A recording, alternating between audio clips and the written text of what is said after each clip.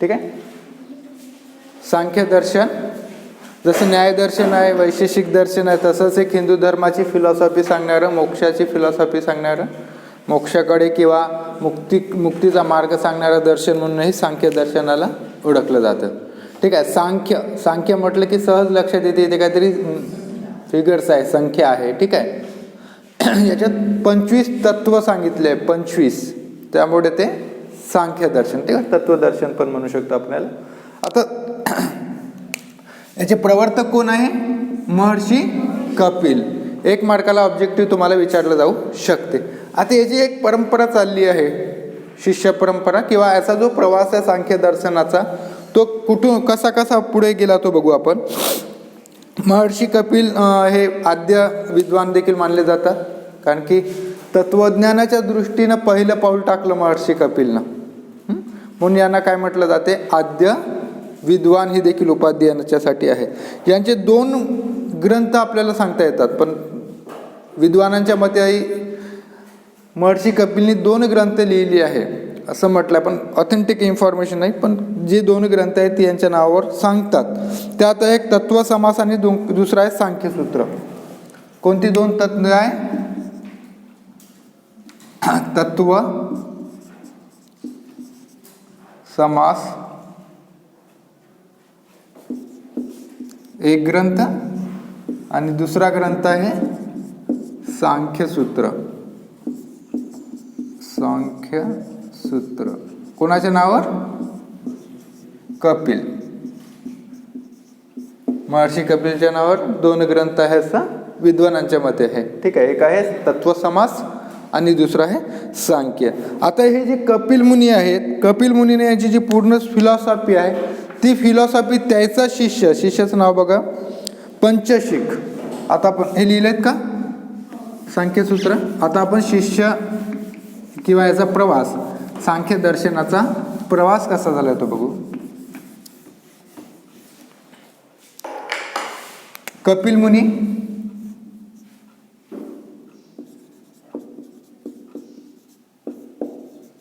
मुनी किंवा महर्षी कपिल. ठीक आहे. त्यांनी त्याची जी काही फिलॉसॉफी आहे सांख्याची, ती संपूर्ण फिलॉसॉफी त्यांचा शिष्य कुणाला सांगितली? आसुरी, पंचशिखला. यांचा शिष्य कोण? पंचशिख.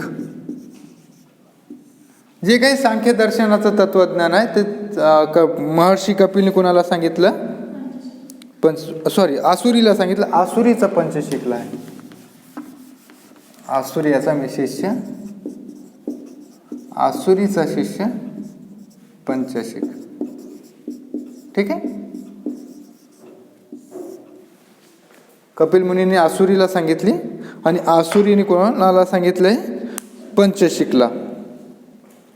पंचशिखाचं एक ग्रंथ देखील आहे, त्या ग्रंथाचं नाव आहे षष्टीतंत्र.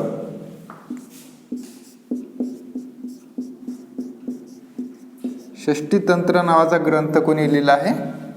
पंचशिखाने लिहिला आहे. ठीक आहे. म्हणजे अगोदर कपिल मुनीने संपूर्ण सांख्याची फिलॉसॉफी सांगितली आसुरीला आणि आसुरीने सांगितली पंचशिखला. पंचशिख पुढे बघा. प्रथम शतकामध्ये याचा जो प्रवास होत गेला, प्रथम शतकात ईश्वर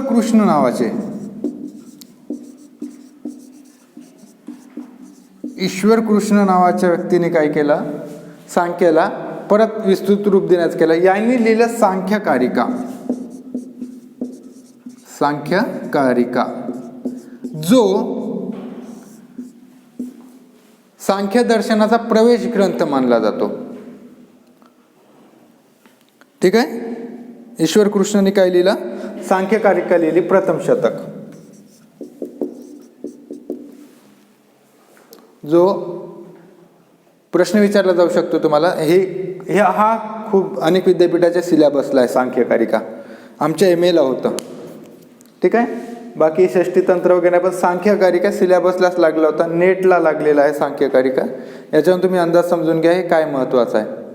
ठीक आहे. 70 कारिका सांगितल्या आहे. किती कारिका सांगितल्या सांख्यकारिकात?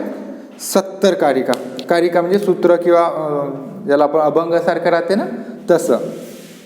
श्लोक आहेत ते 70. आणि त्या 70 श्लोकामध्ये सांख्य दर्शनात काय सांगितलं आहे ते सांगण्याचा प्रयत्न आहे. आणि ते समजलं तर आपल्याला सांख्य दर्शन समजायला सोपं जाते. ठीक आहे. प्रवेश ग्रंथ कशाला म्हणतात की आतमध्ये, आता हे सगळं जे आहे हा प्रवेशद्वार आहे, इथून एंट्री केली का आपल्याला या सगळ्या हॉलच्या या रूममधलं माहिती पडते. ठीक आहे. पण ते महत्त्वाचं आहे, तिथून एंट्री करावी लागते. इझी जाते आपल्याला तिथून प्रवेश करायला. समजा हा प्रवेशच नाही, सगळं असंच पॅक आहे, तुम्हाला वाटलं या हॉलमध्ये एंट्री करा, तर काय करावं लागेल तुम्हाला? दरवाजाच नाही, याला सगळं पॅक आहे, पण करता येईल, काहीतरी करावं लागेल. एंट्री गेट बनवावं लागेल अगोदर पहिलं, एखादी भिंत फोडफाड करून कुठून तरी मग शोधून जावं लागेल. त्रास होईल. ठीक आहे. त्रास होणार की नाही ती गोष्ट आतमध्ये एंटरपर्यंत. प्रवेशद्वारच असेल तर इझी जाईल. ठीक आहे. तर ह्या जो प्रवेश ग्रंथ आहे हा सांख्यकारिका समजून घेताना, सांख्य दर्शन समजून घेताना सांख्यकारिकाची मदत होते. ठीक आहे. त्याच्यानंतर जे आहेत शेवटचा जो विज्ञान भिक्षू, याला सांख्य दर्शनाचा शेवटचा प्रवर्तक पण म्हणतात. विज्ञान भिक्षू यांनी विज्ञान भिक्षून लिहिलं सांख्य प्रवचन भाष्य.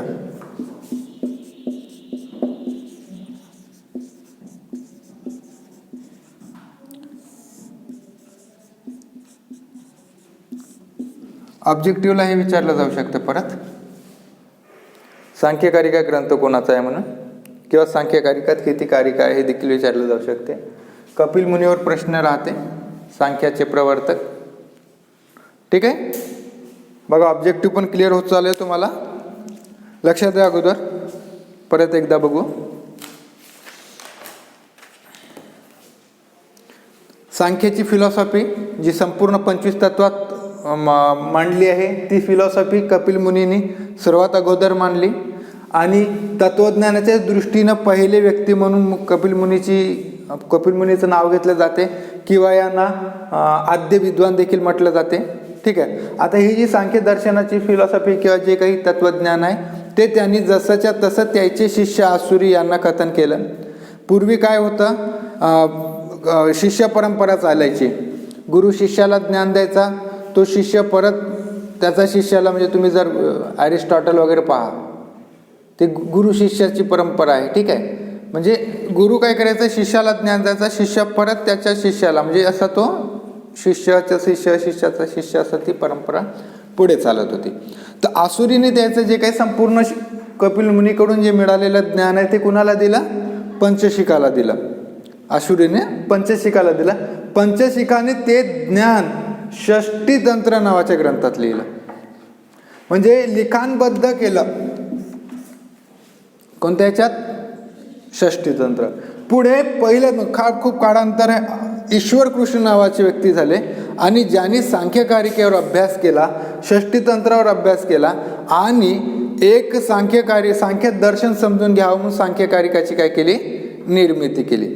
सांख्य दर्शन समजायला सोपं जावं, त्याच्यातली क्लिष्टता कमी व्हावी, आणि मोगम त्यात काय महत्त्वाचं आहे जर वाचकाला समजलं तर ते वाचक काय होते, अधिक इंटरेस्ट घेतो. जसं ट्रेलर राहते चित्रपटाचा, ट्रेलर राहते का नाही, ट्रेलरमध्ये काय करतात, त्या संपूर्ण चित्रपटाचं जे काही अट्रॅक्टिव्ह सीन आहे, जे काही खूप महत्त्वाचे प्रसंग आहेत ते काय करतात, ट्रेलरमध्ये दाखवतात. ठीक आहे. किंवा पुस्तक आपण पाहतो तर पुस्तकाचे प्रास्ताविक जे राहते, प्रस्तावना जे राहते ते त्या पुस्तकाचं सार राहते मागच्या पानावर किंवा पहिल्या पानावर. मग वाचक जो नवीन राहते तो लगेच प्रस्तावना 2 मिनिटात वाचतो आणि समजून घेतो पुस्तकात काय सांगितलं, त्याला विकत घ्यायचं की नाही घ्यायचं मग तो ठरवतो.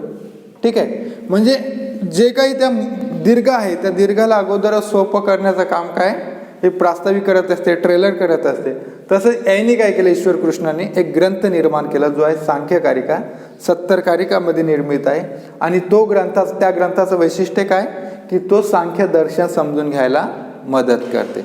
नंतर विज्ञान भिक्षू नावाचे एक मुनी होऊन गेले, आणि त्यांना ग्रंथ लिहिला सांख्य प्रवचन भाष्य, जो सांख्य दर्शनाचा शेवटचा ग्रंथ म्हणून किंवा शेवटचा प्रवर्तक म्हणून.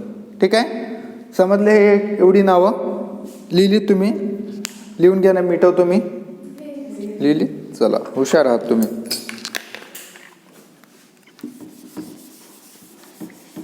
दिसत आहे ना आशिष याच्यात?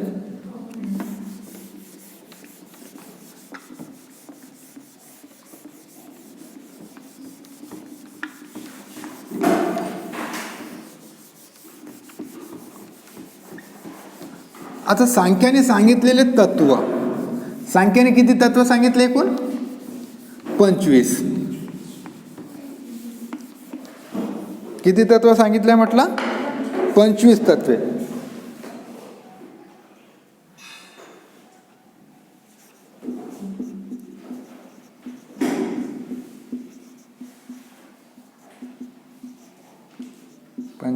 तत्वे लिहून घ्या आता. 25 तत्वे.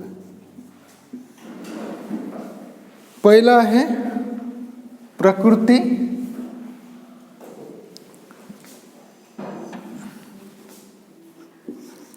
आता आपल्याला पाठ करायचे आहे.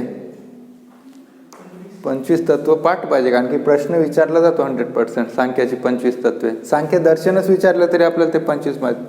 पहिलं प्रकृती. सोपं आहे पाठ करायला, मी तुम्हाला सांगतो ते. ठीक आहे. पहिलं काय आहे? प्रकृती. नंतर लिहा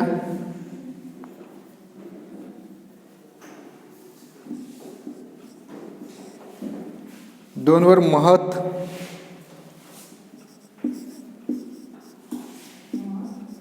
महत. 3 वर अहंकार.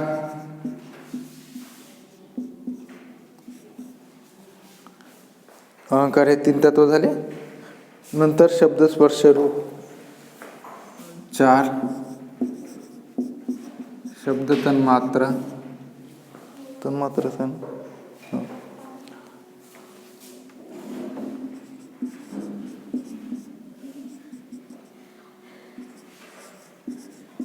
स्पर्श मात्र.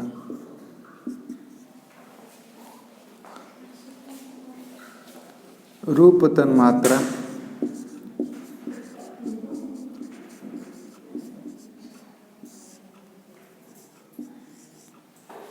नंतर रूपच्या नंतर रस गंध.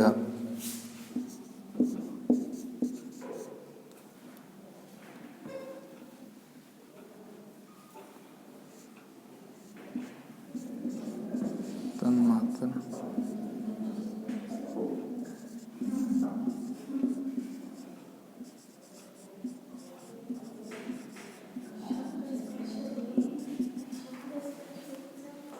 याला शब्द स्पर्श रूप रस गंध याला काय म्हणतात?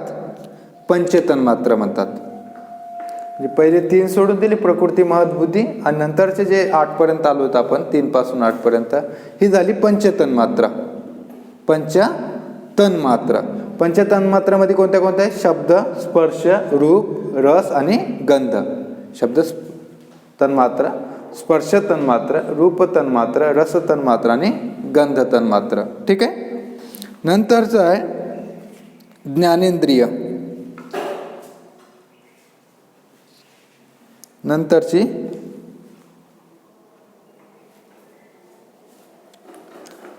पंचज्ञानेंद्रिय. आता पंचतन्मात्र समजली की तुम्हाला पंचज्ञानेंद्रिय सहज समजतात.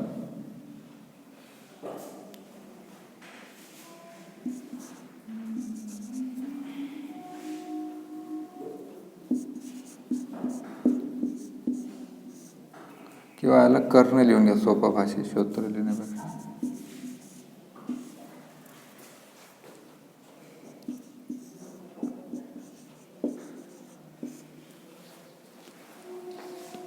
त्वक,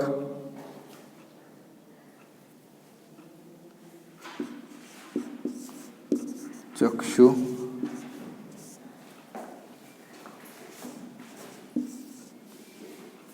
जिव्हा,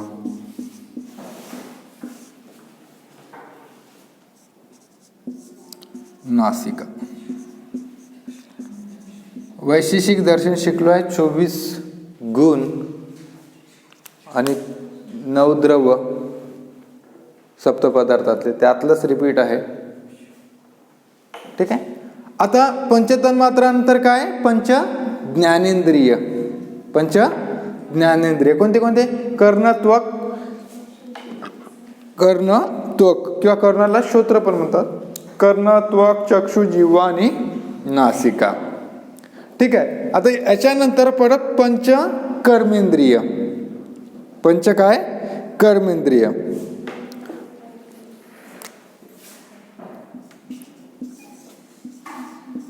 वाक, पाणी,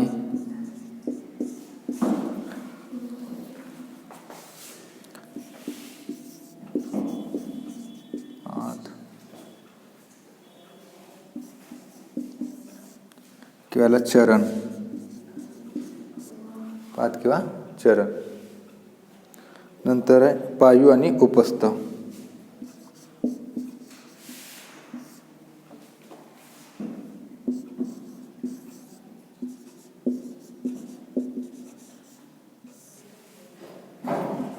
ही काय झाली? पंच कर्मेंद्रिय. ठीक आहे.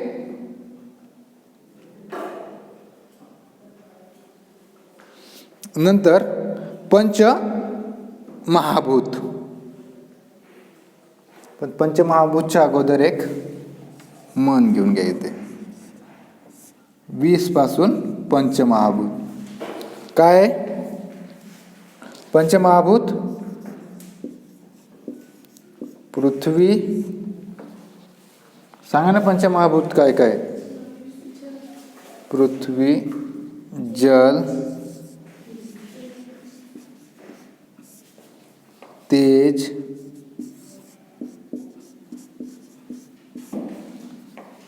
परत वायू,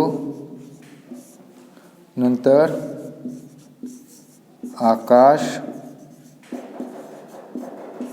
बरोबर आहे. आणि 25वा तत्व आहे पुरुष.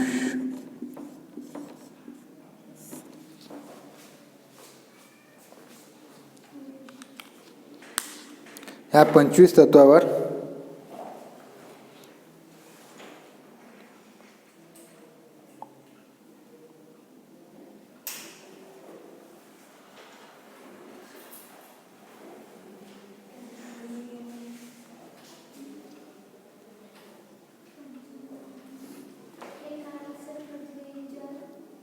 पंचमहाभूत.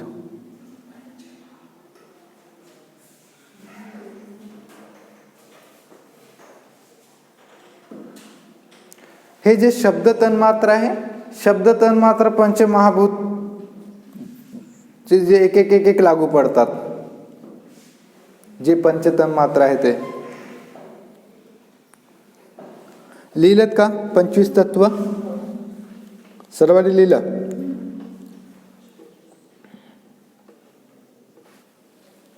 जागा पूर्ण झाली आपली. बोर्ड दिसतंय ना व्यवस्थित? मागे तुम्हाला दिसत आहे ना? ह्या माईक आणि मोबाईलने दिसत नसेल तर इकडे बसू शकता तुम्ही. ठीक दिसतंय ना? आता ही जी काही 25 तत्व सांख्यानं सांगितली आहे ती संपूर्ण 25 तत्व 4 वर्गामध्ये किंवा 4 प्रकारामध्ये डिवाइड केली आहे. संपूर्ण तत्व कशात डिवाइड केले आहे? 4 याच्यामध्ये.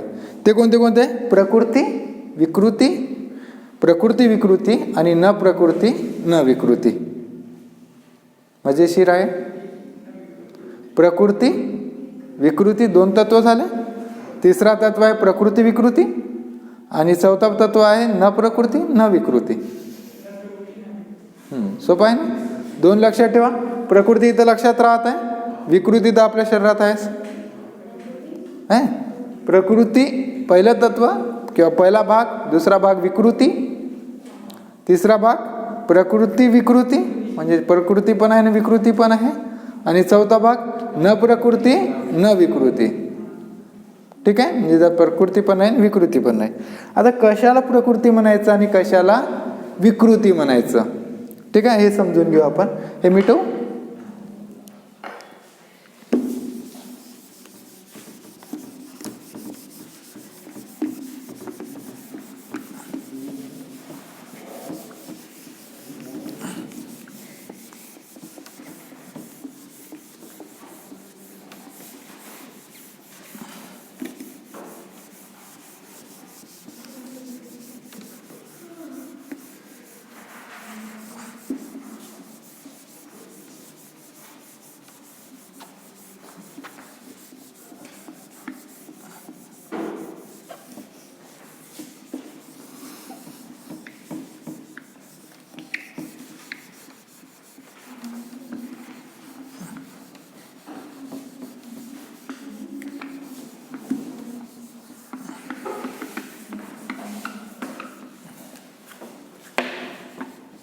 25 तत्व जी आहेत ती 25 तत्व 4 प्रकारात वर्गीकरण केलं आहे.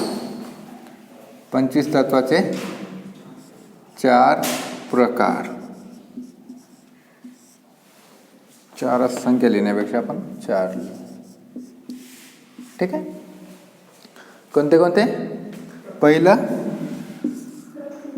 प्रकृती, दुसरं विकृती, व्हेरी गुड.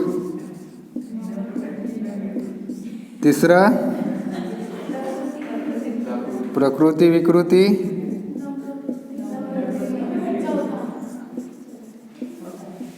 किती सोपं आहे. चौथं न प्रकृती न विकृती. म्हणजे चौथा पॉईंट म्हणजे ती प्रकृती पण नाही आणि विकृती पण नाही. आता प्रकृती कशाला म्हणायचं, विकृती कशाला? प्रकृती पहा.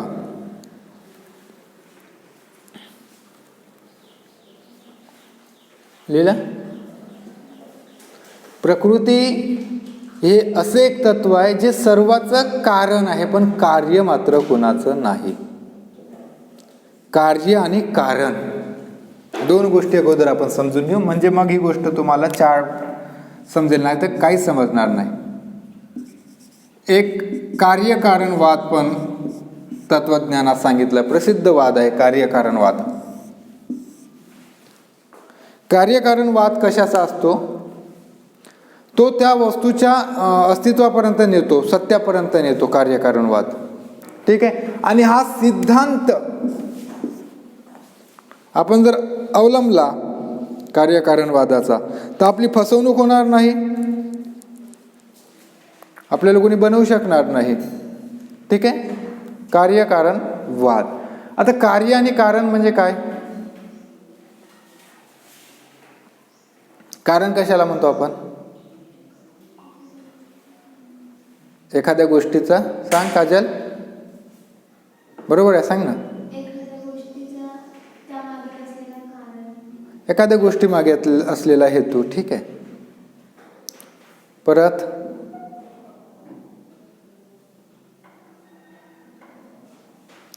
आपण तत्वज्ञानाच्या दृष्टीत कारण म्हणजे एखादी गोष्ट घडत आहे तर ती जी गोष्ट घडून राहिली त्या गोष्टी घडण्यामागे हेतू किंवा त्या गोष्टीसाठी वापरलेली वस्तू.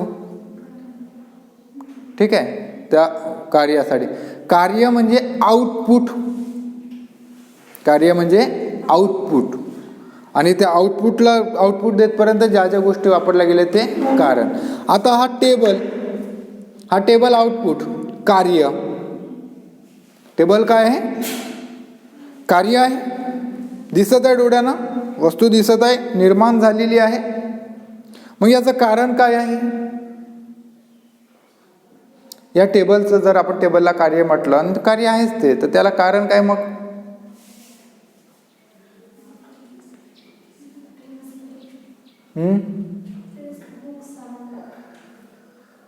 बुक्स वगैरे हे कार्य झालं टेबल. तर टेबल निर्मितीच्या ज्या काही गोष्टी आहेत ना त्याला कारण म्हणतो, हेतू नाही. हा टेबलचा जो हेतू आहे, टेबल निर्माण झाला ना तो कशासाठी निर्माण केला ते कारण नाही. निर्माण करायला कोणत्या कोणत्या गोष्टी कारणीभूत आहे? कशापासून निर्माण झाला आहे? लाकडापासून. तर हे जे कार्य आहे या टेबलचं ते याचं कारण काय आहे? लाकूड. याचं कारण काय आहे? लाकूड. लक्षात येत आहे? हा जे काही हे शर्ट आहे, शर्टाला जर आपण कार्य म्हटलं झालं ना, आउटपुट दिसत आहे ना, शर्ट दिसत आहे. मग शर्ट हा जर आउटपुट आहे तर त्याचं कारण काय आहे? कापड, तंतू, धागा. त्याचं कारण काय आहे? धागा. म्हणजे कारण कशाला? तर एखादी सृष्टी कोणतीही वस्तू घ्या तर त्याला कार्य आहे म्हणजे कारण आहेच. एखादी वस्तू निर्माण झाली आहे तर ती निर्माण कोणीतरी केली किंवा तिच्या मागं काहीतरी गोष्ट आहेच. असं मॅजिकली काही झालं नाही, कार्यकारणवाद सांगते. ठीक आहे. एखाद्या वस्तूचं अस्तित्व स्वीकारायचं आहे तर तिच्या मागे काही कारण आहे. ते शोधली पाहिजे. त्या चिकित्सेनं आपण पुढे गेलं पाहिजे. कार्यकारण वाद आपल्याला सांगते. ठीक आहे, समजलं काय? कार्य म्हणजे निर्माण झालेली वस्तू आणि कारण म्हणजे त्या वस्तूला निर्माण करण्यासाठी ज्या ज्या गोष्टी कारणीभूत आहे, त्या ज्या ज्या गोष्टीची मदत झाली ते. ठीक आहे, लक्षात आला? मग इकडे आपण बघू. आता तुम्हाला हे समजलं असेल तर हे समजलं, अन्यथा नाही. जर ही इमारत कार्य म्हटली आपण, इमारत कार्य जर म्हटलं तर कारण काय असेल इमारतीचं? वीट, सिमेंट, रेती, गिट्टी, लोहा. ठीक आहे, हे काय झालं? कारण झालं. ठीक आहे, लक्षात येते ना? कार्यकारण. आता प्रकृती म्हणजे काय? तर प्रकृती हे असं तत्व आहे का जे सगळ्यांचं काय आहे?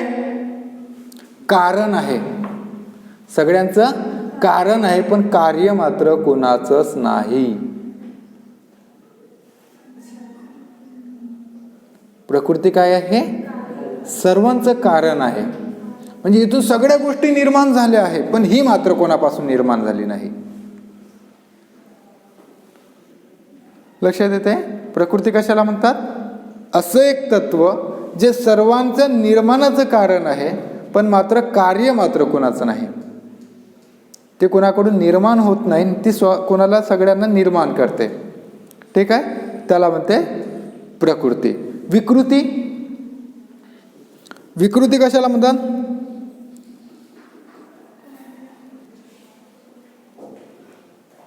अगदी प्रकृतीच्या विरुद्ध. प्रकृती काय आहे? कारण आहे, कार्य नाही. हा, कोणाचंच कार्य नाही, सगळ्याचं ते कारण आहे. विकृती, हा, ते काय आहे? कार्य आहे, पण कोणाचंच कारण नाही. म्हणजे ही कोणाला निर्माण करत नाही. ठीक आहे, विकृती.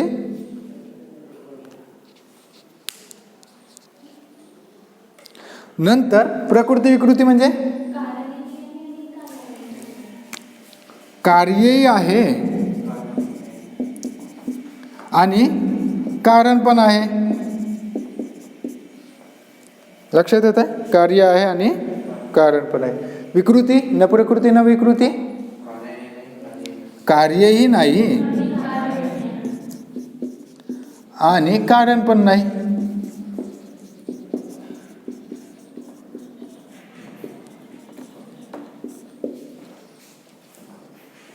लक्षात येते?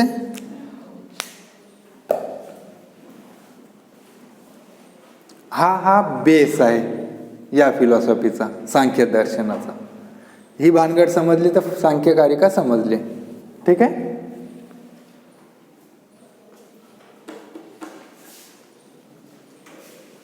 आता हे जे काही 25 तत्व आहे, ते 25 तत्व आपण याच्यात बसवून पद्धतशीर बघू नेक्स्ट लेक्चरला.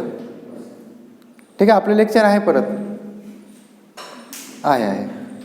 आज बुधवार आहे, 2 आपले लेक्चर असल्यामुळे एक आता राजशास्त्र नंतर परत क्लोज करतो. थांबवा व्हिडिओ.